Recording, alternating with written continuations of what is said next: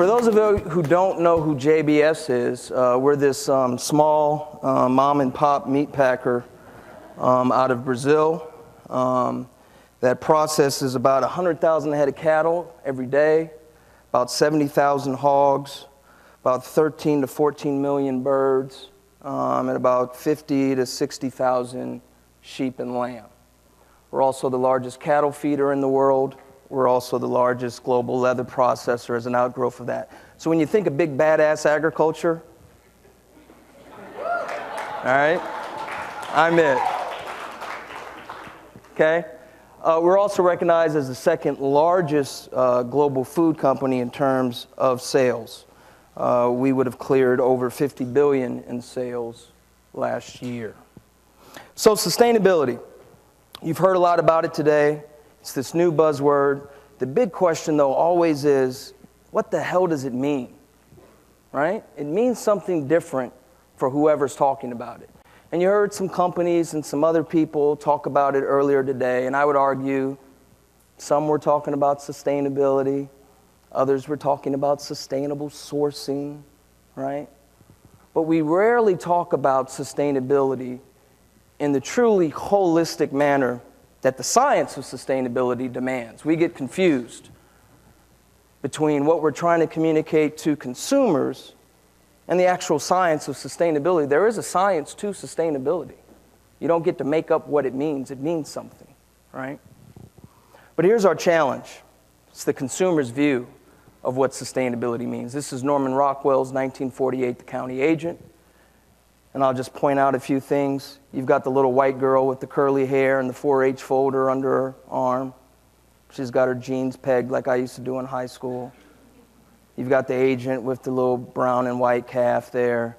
Got free-range chicken running around spreading avian influenza, getting salmonella. Cats and dogs are living together in harmony. Red and white barn. There's no black people. There's no Hispanics, right? It's this idyllic notion of old school agriculture. You've got American Gothic, Grant Wood's famous painting, with the farmer's wife who may not make it to see tomorrow. You have these rolling hills, these red and white barns, the black and white cattle, free-ranging, horse-drawn carriages. And then you have these niche programs, like organic or like grass-fed, right? I like grass-fed until about the third time I've had it. But if people like it, that's fine, right? But people are associating niche programs with sustainability, right? And sustainability has nothing to do with a particular system. It's system independent, okay? I love this one. We are sustainable. Why? They're 100% grass-fed, on pasture always, no pesticides, no irrigation, family farm raised, never confined, no hormones, pause breath, organic practices, no antibiotics, no fertilizer, and never fed corn. Now, it sounds like a tasty steak, nothing wrong with it, but this is how they're defining sustainability in all these niche categories. And it's confusing the heck out of consumers. And I apologize for the bluntness of this, but I threw a party, but the cattlemen couldn't come. Why? Because beef causes impotence. I didn't make this up. This is out there, right? This is from our friends at PETA, telling you to go vegan. And then you can't be a meat-eating environmentalist. Every farmer or rancher I've ever met in my life is an environmentalist. And then taking meat off your plate can cut your carbon footprint in half, but then who would want that plate, right? So if we don't define it, here's some of our elitists that will. They're showing Food Inc. in American schools now with no counterpoint. Chris Leonard, who I just got off the phone with this morning, he's a great advocate for our industry. The Meat Racket was an expose about conventional agriculture, big agriculture, primarily aimed at Tyson, which didn't bother me, but still attacking corporate agriculture. My people are up to it as well. You have the Food Babe, right? She's this gal who likes to look at ingredient labels, and if she can't pronounce the multi-syllabic word there, then she says it should be banned from the food supply. She's a true scientist. And then we have Jamie Oliver, right? He's got that pretty British accent. He basically came out and said we shouldn't be using this LFTB because they use ammonia in the process, right? And we eliminated it from our food supply. right? It's coming back now, but we eliminated it. Why? Under the guise of sustainability, right? But this is a technology that allowed me in my beef packing plant to do more with less. To do more with less. And a lot of these niche programs I showed you do less with more. It's not to say that they're unsustainable on their face, but we're having a very backwards conversation, right? How many more cattle, how much more water, how much more fertilizer, how many more emissions do we have to put into the environment by removing this technology from our food supply? It was an unsustainable act, right? But consumer activism made us do it. Perspective matters, right? Perspective matters. When you look at sustainability, the lens by which you view it often determines the definition. If you're a social NGO, it's all about slave labor, it's all about fair wages, it's all about employment, right? If you're an environmentalist, it's all about emissions, carbon footprint, what we're doing to waterways and streams. If, God forbid, and you're in a business, you're worried about your long-term viability, your profitability as a business enterprise. But all of those things encompass sustainability. So perspective matters. So you have to understand who you're talking to. I like Frank's quote, by the way. Not saying I live by it, I just say I liked it. One of the challenges is we have this huge modern disconnect from agriculture, okay? Less than 1% of our population in the United States is involved in farming, right? So most Americans, their interaction with agriculture is in a grocery store. For all they know, it came from the back parking lot, right? So the old county mouse, city mouse paradigm is really challenging today, okay? No one gets off of work and goes and buys a steer and knocks the head off in the backyard, right? People are not connected with modern agriculture. So it makes us extremely vulnerable, particularly when we don't talk about what we do, why we do it, and how we do it. And it's not just telling people our story. I hear this all the time. We just have to tell our story. Like it's going to wash over these people, and they'll just get it, and then they'll say, okay, I'm with you now, right? That's false. It's about having a dialogue. It's about having a dialogue with some pretty crazy people sometimes, right? But we have to engage in a dialogue so that they understand some of the trade-offs. And then we have activist pressure, right? We have these videos.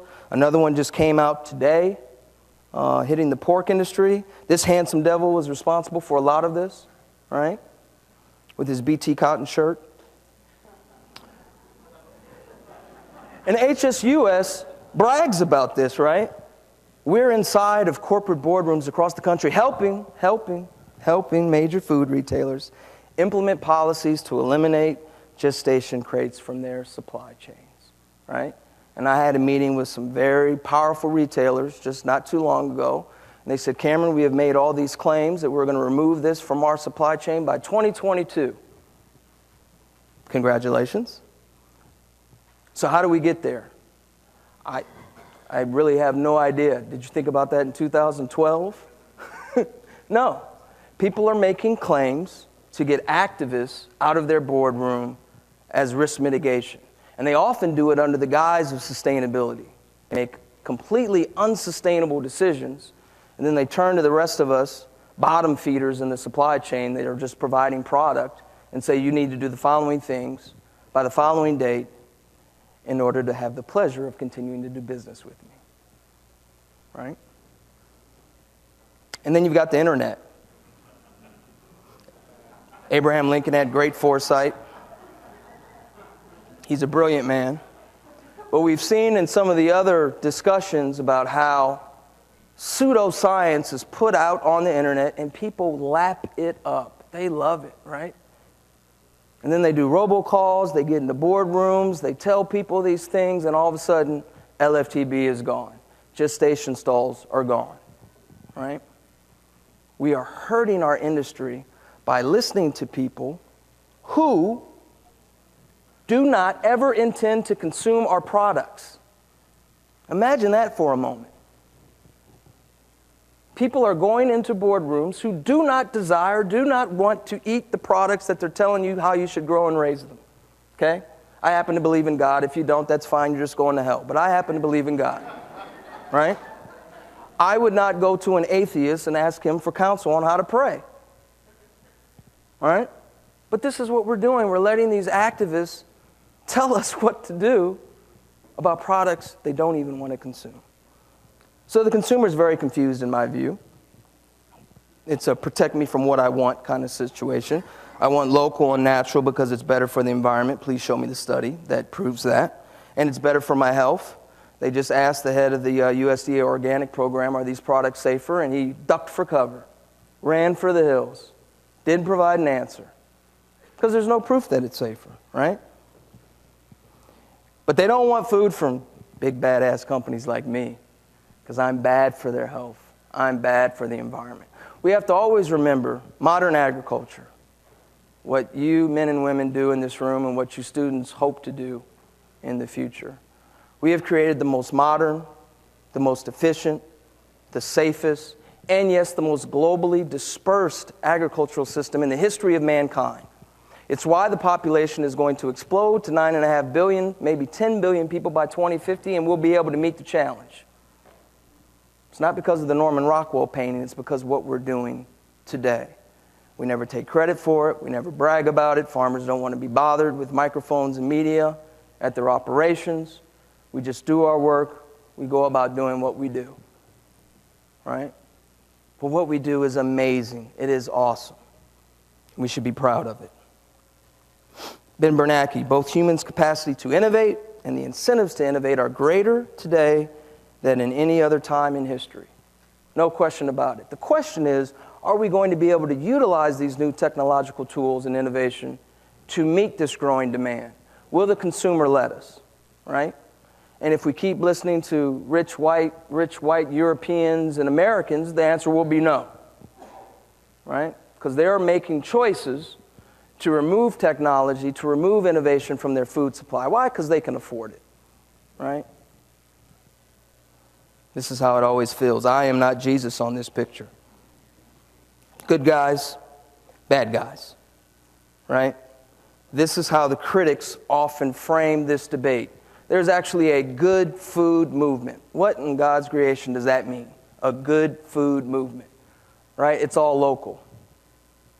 Okay, as far as I know from my animal science background, most food comes from the ground, so it's all local. It's just globally dispersed, right? And that's a good thing, because I live in Colorado, and I like bananas. And they don't grow bananas in Colorado, right?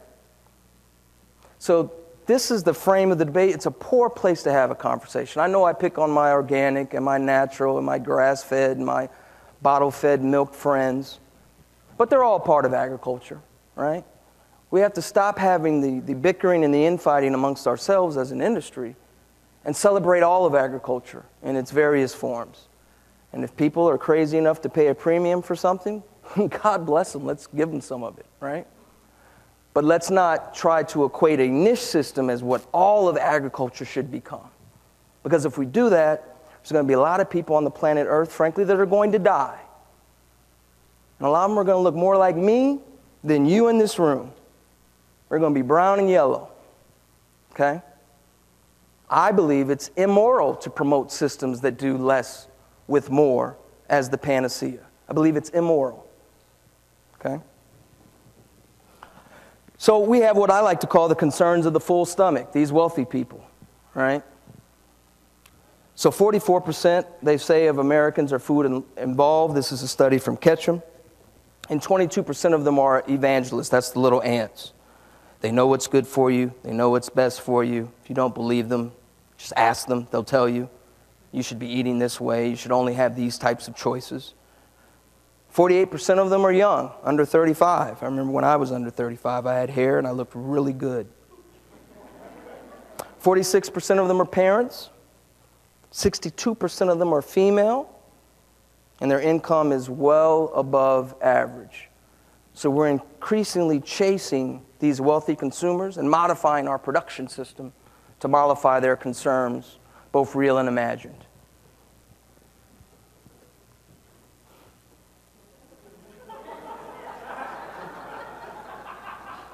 All right?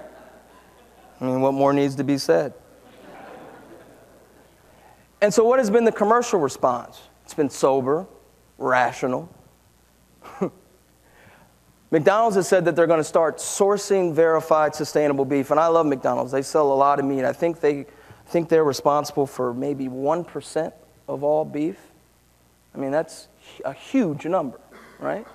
So we want McDonald's to be successful. And I was in Oak Brook when they made this announcement that they're going to start sourcing verified sustainable beef. And I asked them, well, what are you sourcing today? They said, no, Cameron, we believe that the beef that we're sourcing is sustainable. We just want to verify it. Well, that's fine. I think we should encourage that and help them along this journey, right? But again, they've been fairly collaborative. Others have not been as collaborative. I don't mean to imply that by showing the Walmart slide. Maybe I do. I don't know.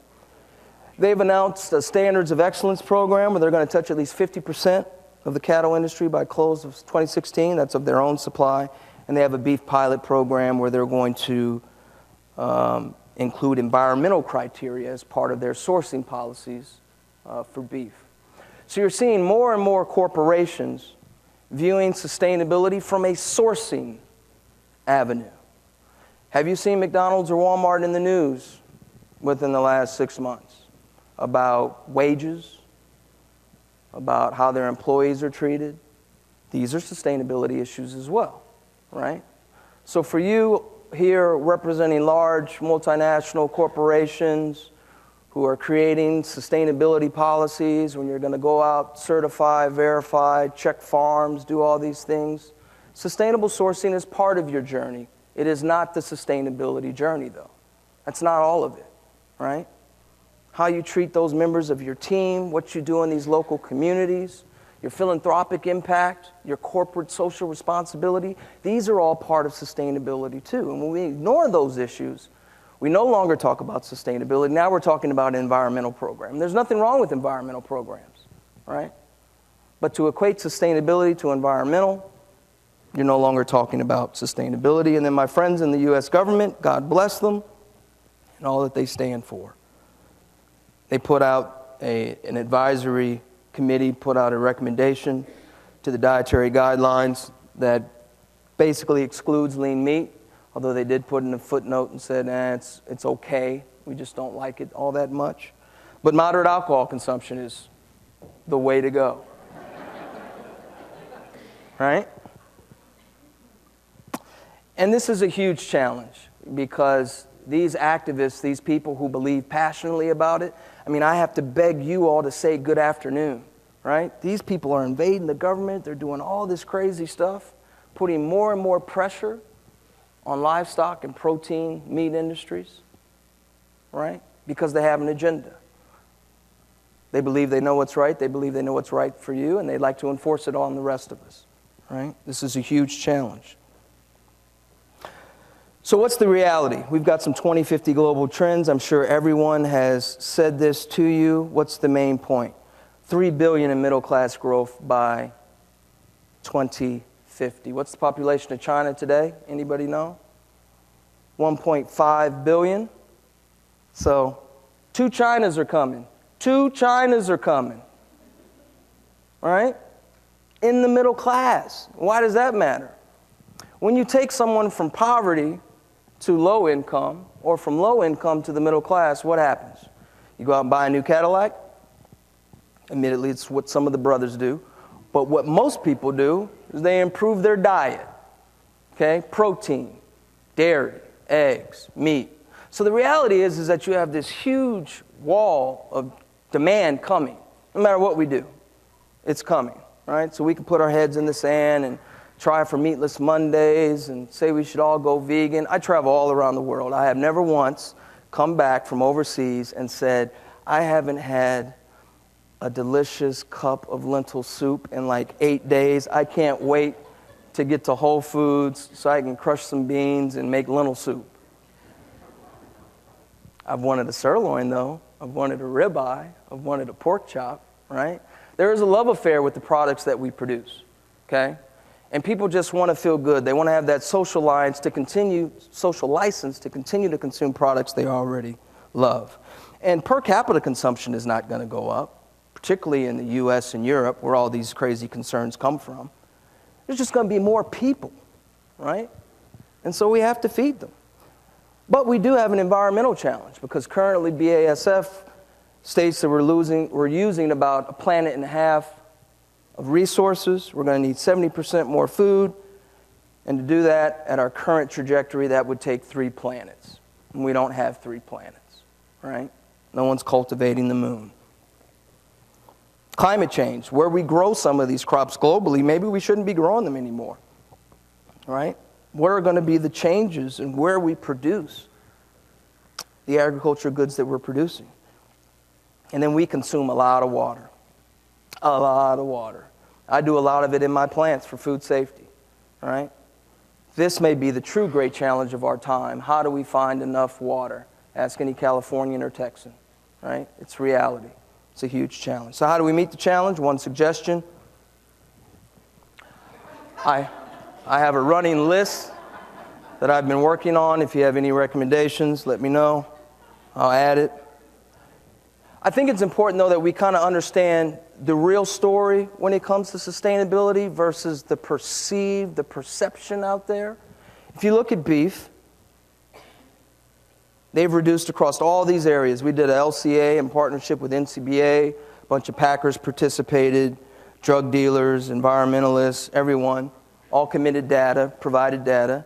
And we showed all these trends from 2005 to 2011 of how we're reducing our environmental impact, right?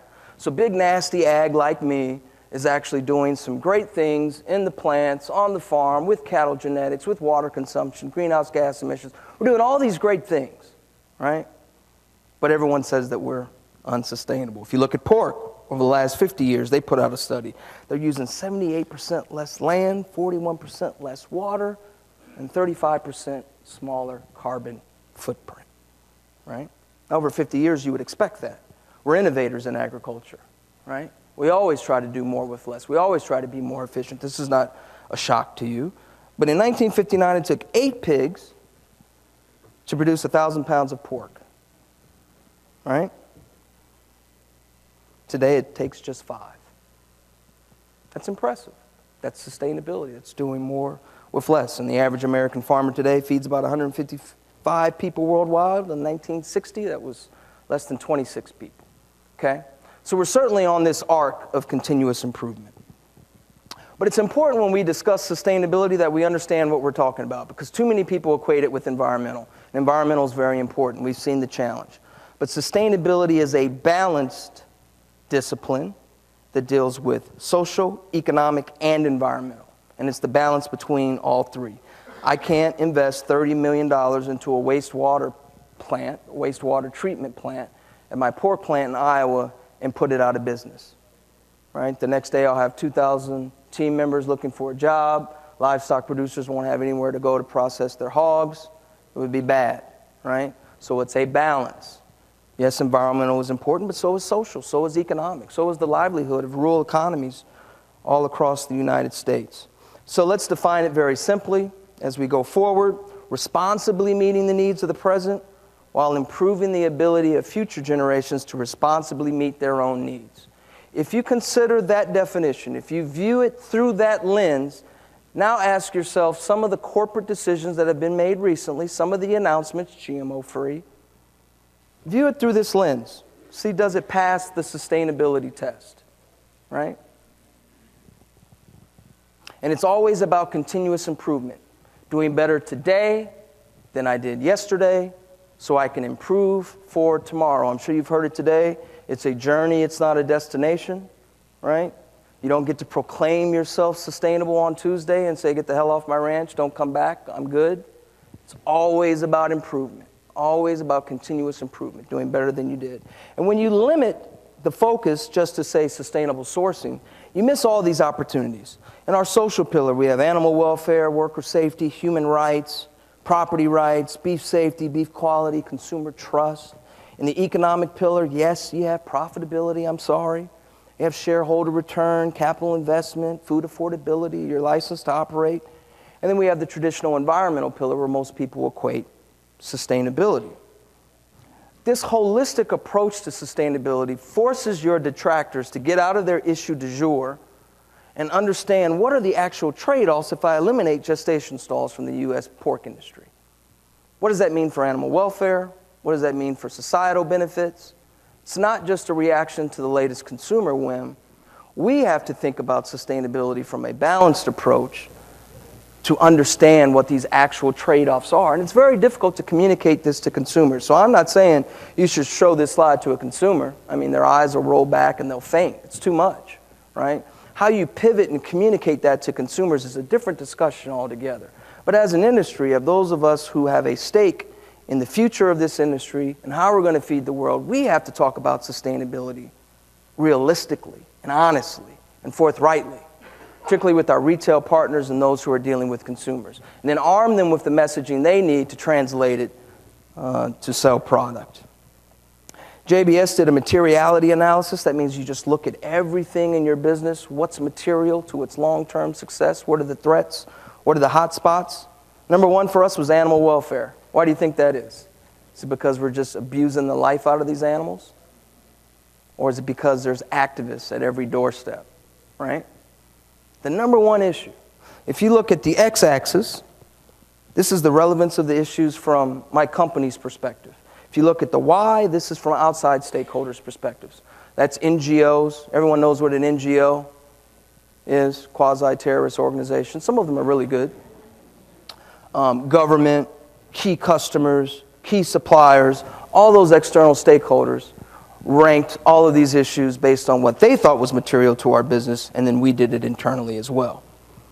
And if you look to the right, is that right? To the right of that gray box, you'll kind of see what bubbled to the top from a company perspective, which doesn't surprise me. We're a pretty focused company. We're in a little bit of denial about all the challenges that are out there, but very focused on 4 or 5 issues.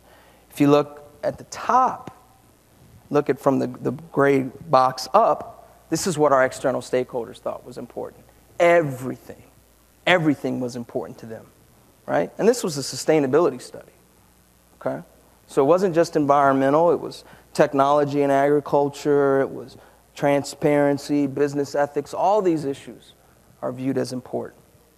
If you look at the Global Reporting Initiative categories, look at environmental. A lot of us companies have to report to these people, tell them everything that we're doing. We've given them a badge and a license for some reason. And if you look at the environmental category, these are all the areas that are traditionally associated with sustainability. But look at this group's social category.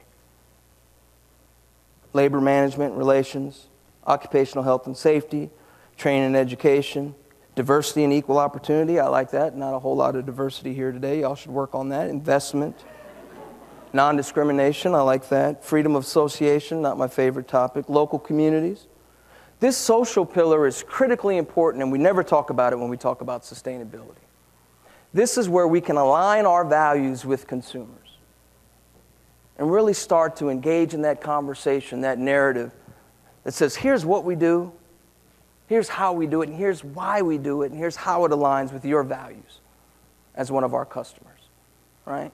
Rather than being so defensive of, yeah, I did all these audits and checks, and the animals are being treated okay, it's safe to eat, right? Be more aggressive and tell what we're doing. Align our values. So how are we here? Why are we here? You have all these global consumers. Most of them, I believe, want choice. There are some radical people who want to eliminate choice from the supply chain. And then you have retailers who are very desirous of making claims around sustainability. Some of it's risk mitigation. Some of it is part of the corporate culture when they want to make the world a better place through what they do, right? But they're dealing, particularly in beef, they're dealing with folks like me, right? We're the good guys in this story, in case you haven't picked that up. And we're kind of in the middle, right? So we're a company that has to use a lot of water. We have huge food safety responsibilities, huge workforce responsibilities. We use technology. We're low-margin operators. And we sit in the middle between a retailer and our producer-supplier partners, right? And most of the sustainability demands flow right through me and right to these guys, right? I don't have a lot of people saying I need to see your wastewater plant. They want to make sure I haven't done a fish kill lately, but there's not a whole lot of interest in what I'm doing in the plant. It's all on the farm, all on the ranch. Do they have a nutrient management plan? Do they have a manure management plan? What are they doing on greenhouse gas emissions? There's 750,000 cow-calf producers. I don't know. You tell me what they're doing, right? So the producer is under tremendous pressure, right? And they're generally the best message vehicle for a lot of these things, right? Everyone loves to throw the cowboy boots and the cowboy hat and the sizzling steak on a commercial, right? They're generally not coming, hey, Cameron, can we film some of these heads getting knocked off in your plant? We want to run a commercial. Not a lot of promotion campaigns on killing cattle. So these guys are used and kind of abused, frankly, on some of this sustainability stuff. So they feel under pressure. They have to go through all these verifications, these audits, these checks to verify, prove what they're doing, to prove that they're sustainable. And then we have our NGOs, our activists. This Panda Bear is from the World Wildlife, is it Fund Federation? I get it mixed up with the old WWF. And they're a social NGO, all right? They're very concerned about the environment. They're really good-meaning people. I know a lot of these folks. But their challenge is they can't influence 7 billion global consumers, because no matter what these consumers tell you, they might directionally care about a lot of this stuff, but they ain't willing to pay more for it when it comes down to brass tacks, okay? Unless they're wealthy, right? So these NGOs have this huge struggle. HSUS has this huge struggle. I can't influence 7 billion consumers. I certainly can't influence 750,000 cow-calf producers in the United States, because if I show up at the ranch with my questionnaire, they're going to meet me at the gate with a shotgun, okay? So I can't influence there. So what do? I'm going to leverage you big boys in the middle, okay? I'm going to go to your boardroom. I'm going to protest. I had some folks in the Netherlands show up at a supermarket dressed as black and white cows. They had ketchup on the teats, said JBS is abusing cattle. And then the European retailer says, I don't know what's going on, but you fix it, or we're not going to sell your beef in our stores. Fantastic partnership, right? But they're smart. They know what they're doing. They're going in these corporate boardrooms. They're making people feel very nervous. One major corporation just got a series of robocalls about a month ago to their board. And all of a sudden I get a call, and they're going to change animal welfare, antibiotics. They're going to do all these policy changes. So they got a series of robocalls. It could impact share price, right? They have to protect their brand. They're selling a brand. They have to protect it. And oftentimes, us in this room, we don't give them the tools to protect themselves, okay? So the Global Roundtable for Sustainable Beef, a little bit of false advertising. I am no longer the president as of 2 weeks ago. Forrest Roberts, the CEO of NCBA, is the new president, and he'll do a fantastic job. But we've chosen a roundtable approach. That's why I have a round feed bunk there. But I was president for the last 2.5 years, and I can tell you, most days, it felt like that. And it felt like that with empty frickin' bowls. The point of a roundtable is that you have a whole lot of knights, and you've got no head. Everybody has equal standing. I don't care if you're a little cow-calf guy and you've got 2 mama cows, or you're a big global multinational packer like me. We all have an equal voice at the table discussing these challenges. This is the beauty of a roundtable concept. But the roundtable concept has been, I believe, misused by some. So let's walk through very quickly. The NGOs originally thought that if I can convince large U.S. and European multinationals to adopt our roundtable certification, seal, standard, logo, whatever you want to call it, then this will transform the supply chain, right? This will help poor farmers. It'll give them more leverage. It'll improve the environment. It'll improve social justice. It will do all these things if we can just convince these large multinationals to adopt our standard, okay? But their standards are generally on farm, and there are generally a lot of KPIs, a lot, okay? So if you go to a poor cocoa farmer and you show up with a list of 80 KPIs, right, and he doesn't know how he's going to buy his little baby girl that school uniform, think he's going to take time to fill out 80 KPIs, right? And so you've got this Roundtable for Sustainable Palm Oil, the Better Cotton Initiative, Roundtable for Responsible Soy, Bonsucro for sugarcane, and ours, the Global Roundtable for Sustainable Beef, right? The difference from ours and the rest of these is that we don't have a global standard. Why? Because you can raise beef anywhere on God's planet, except for maybe Antarctica. Probably could raise them there too. So it'd be very difficult to try to equate all these varying production systems and come up with one sustainability standard that was relevant to all that treated producers fairly. So we said we're not going to do that. We'll define what sustainability means for us, and then locally and regionally you interpret it in a manner that allows you to prioritize the challenges for your production system and truly arrive at some sustainable beef. Because if you create a system of compliance, you know what you'll get? You'll get compliant actors. But you won't spur innovation. You won't unleash entrepreneurial spirit. This is the problem with a lot of these certifications. They're box checkers, okay? And what have they resulted in? Great marketing opportunities. Great marketing opportunities. But have we lost focus on our ultimate goal? If our goal is to create a standard, a logo, or a seal, we can do that. We can do that overnight. We don't need producer cooperation. But is that going to move the needle to the real challenge of trying to feed the world, using more with less, being more efficient, making the planet a better place than we found it, leaving it in better shape for future generations? Does a seal do that? Right? You saw some of these slides earlier. I love putting hipsters on slides because I'm just fascinated with them. They're just so hairy and well-dressed. But when we talk about sustainability, our goal should not be to create a competitive niche. We have enough competitive niches, right?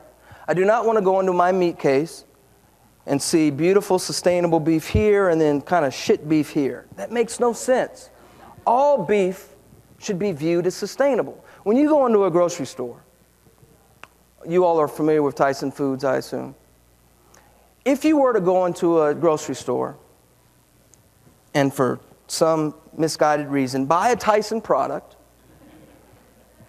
you would not do so because you thought it was safer than mine, right?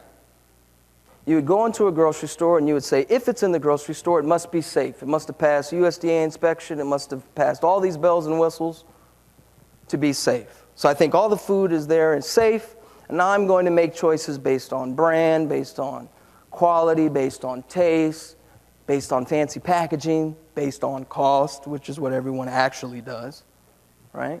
But not because you thought one product was safer than the other. This should be our goal in sustainability. It should be pre-competitive. People should go into a store and say, wow, if it's in the grocery store, I know the U.S. beef industry, the U.S. pork industry, the U.S. poultry industry is working hard on this, right?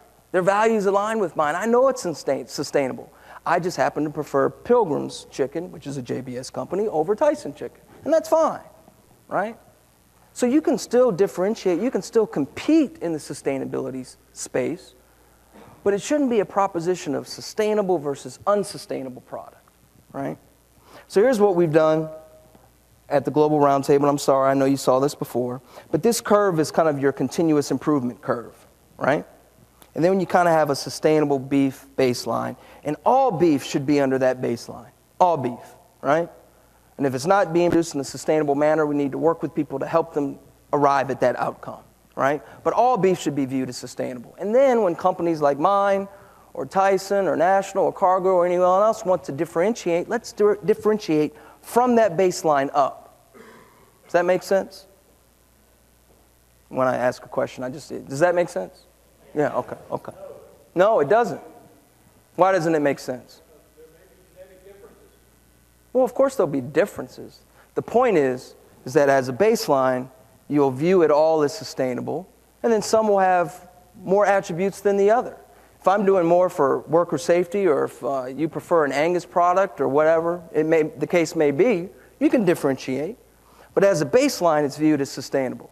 You're doing the right things in the social, economic, and environmental pillars, okay? This is the goal. Because, and I think you saw this as well, you don't want to create this false choice for consumers where they have sustainable versus unsustainable product. The challenge is too great. We need every system out there to do more with less, whether it's organic, local, natural, whatever it may be. Everyone needs to improve if we're going to have any shot at meeting the challenge. And again, a lot of these certification programs are so onerous, all you do is reward the people who are already doing a good job.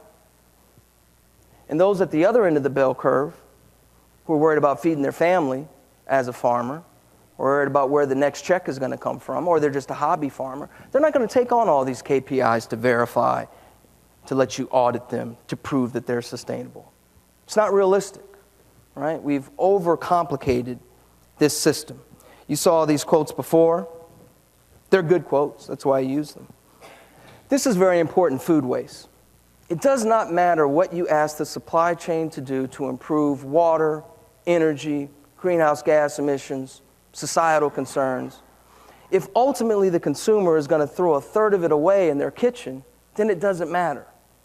If you eliminated food waste from the global food chain, they estimate you'd meet about 50% of that 70% increase in food production we need by 2050, just by eliminating food waste. And food waste occurs at every step of the value chain, right? But the biggest abusers of this are consumers and those millennials that you are all lusting after. They are the worst.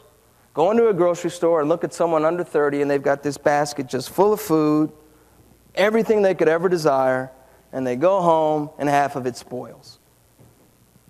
Half of that organic, local, natural, it spoils. That ain't sustainable, okay? And they waste good stuff, which is unbelievable.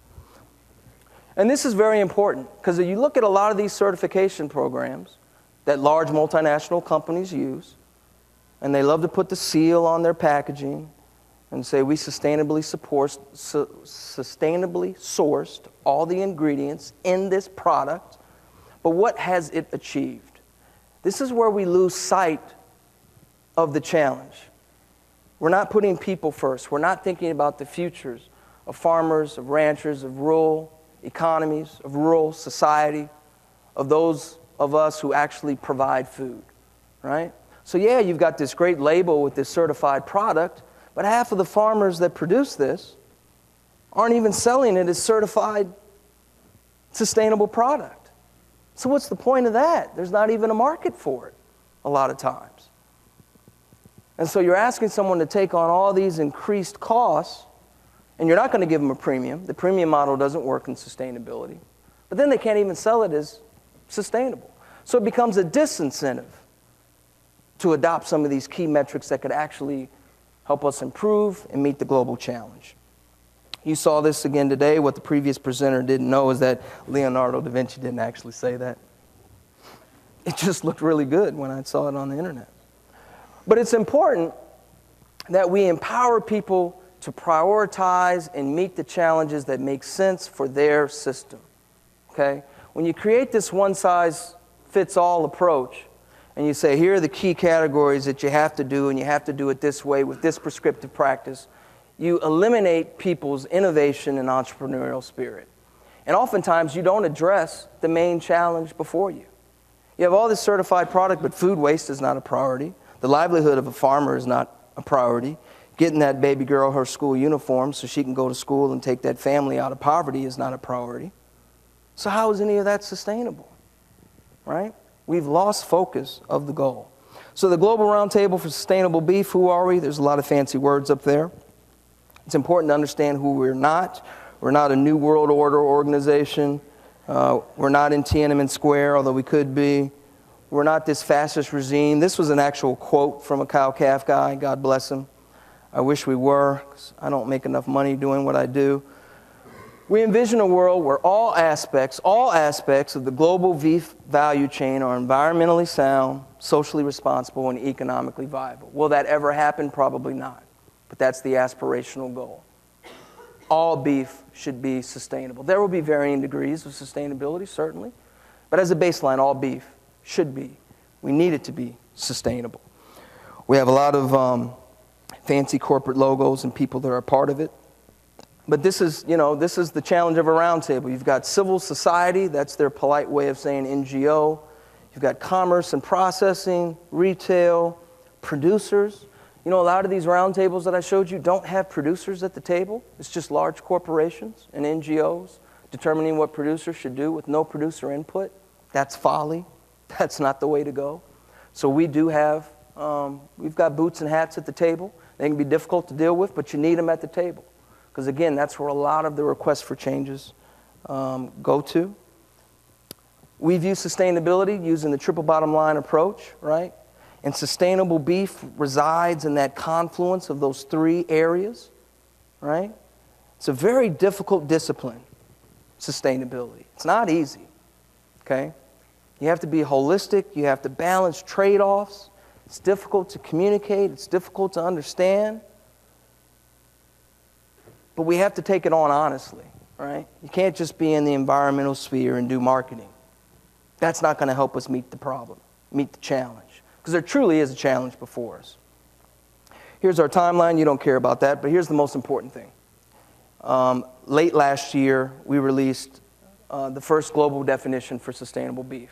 We released it in Sao Paulo, where we had nearly 300 people from 20 different nations, and we had a 96+% approval of our definition. And our definition is so broad, you can drive a truck through it, right? It says, be nice to the environment, treat animals good. I mean, it's really broad, right? But it covers all those three pillars, and then you pivot it and you turn it over to Brazil, to the United States, to Canada, and you say, here are the areas we think you need to address. Now you address them in a way that makes sense for your local challenges. So 96+% people in our roundtable adopted that. The Australians didn't like it because, you know, Australians are persnickety people. But other than the Aussies, everyone adopted it, right? Even all the NGOs. This is very powerful. They bought into this concept that maybe we don't need to create some global standard and control everybody. Maybe we need to create a global baseline and empower everybody, right? It's a different concept. So here's our global definition for dummies: planet, people, animals, and progress. This is a demonstration of the roundtable negotiation process, because I myself, being a humanist, I think it's all about people, all right? And I said it should be people, planet, animals, and progress. And the NGO said, oh, no, Cameron, it's all about the planet. And I said, really, why do you care about the planet so much? Is it because it might have people on it? Are you trying to save the moon? He said, no, it's all about the planet. So, fine, part of the negotiation. So we define sustainable beef as socially responsible, environmentally sound, and economically viable product that prioritizes these four areas, and it goes all across the value chain. This is not a farmer KPI program, right? Retailers have a responsibility. Packers have a responsibility. Drug dealers like Zoetis and Elanco have a responsibility. Consumers have a responsibility. It's about shared responsibility, because the challenge of feeding the world and not destroying the planet in the process is the great challenge of our time, and we all share it, okay? It's not just a farmer problem. Everyone has a role to play. We have 5 principles: natural resources, people in the community, animal health and welfare, food, and efficiency and innovation. And yes, I pushed hard to get efficiency and innovation into our definition. And I understand some consumers may not like that. I don't care. In order to meet the challenge of feeding the world, we're going to have to be more efficient. We're going to have to use technology and innovation. How we market to consumers, that's another question. But the reality when we're having a sustainability discussion is you can't remove technology. Okay? And then underneath each of these broad principles, there's criteria that give further direction. But we don't go to this indicator level stage where we're going to go and audit individual farms. And here's why. We have a broad global definition. And then we have regional roundtables. There's a U.S. roundtable for sustainable beef, a Canadian roundtable for sustainable beef, a Brazilian roundtable for sustainable beef. Why? So Brazilians can determine the future of Brazilians. Canadians can determine the future of Canadians. Americans can determine the future of Americans. And we'll build other regional roundtables so that local actors have control of their destiny and their future, and they feel empowered by the process, rather than someone showing up with an audit checklist and says, thou shalt do this in order to be deemed sustainable by the Global Roundtable for Sustainable Beef. This is not the approach we want to take. We want this to be an empowerment exercise. Now, we've hired some consultants who are helping us translate what these regional actors are doing and how that aligns with what we would like to see as a global roundtable. And then how do we communicate this great progress, the great things that the Americans, the Canadians, the Brazilians, the Australians, the Uruguayans are all doing. So helping to share those messages, share those values with the world. The U.S. Roundtable for Sustainable Beef just started last month. You think there's interest in this issue? 65 founding members. The Global Roundtable for Sustainable Beef has 5 founding members. I'm one of them, and I was kicking and screaming through the whole founding, right? You launch this in the U.S., you've got 65 members. And a lot of them are cattle producers or state cattle associations, right? All across the value chain, people who like this approach of, this is pretty exciting, I can help define the future of the U.S. beef industry through sustainability without having someone dictate the terms to me. It's a powerful concept. So again, stay focused on these little kids. Stay focused on continuous improvement. Remember people. Responsibly meeting the needs of the present while improving the ability of future generations to responsibly meet their own needs. This is sustainability. All the marketing BS aside, this is sustainability. This is the challenge. Okay? Hipsters, I love them. And these wonderful people could be our customers. Okay? And hopefully they are our customers, but they're not our sole customers. Okay? I'm brown, in case you haven't noticed. I like putting Africans on the screen. These people like to eat too, right? Both groups deserve sustainable choices more than sustainable marketing. Okay? This is an important concept. So I always ask my roundtable presidents, are the decisions you're making within your regional roundtable creating the proliferation of another sustainable niche? Or is it really helping us meet the challenge of feeding the world, improving beef systems all across the globe? Because that's what we should be focused on. Not seals, not marketing. Be focused on meeting the actual challenge. Go back to our definition. People, I put people first. Planet, animals, and progress. And sustainability is a journey.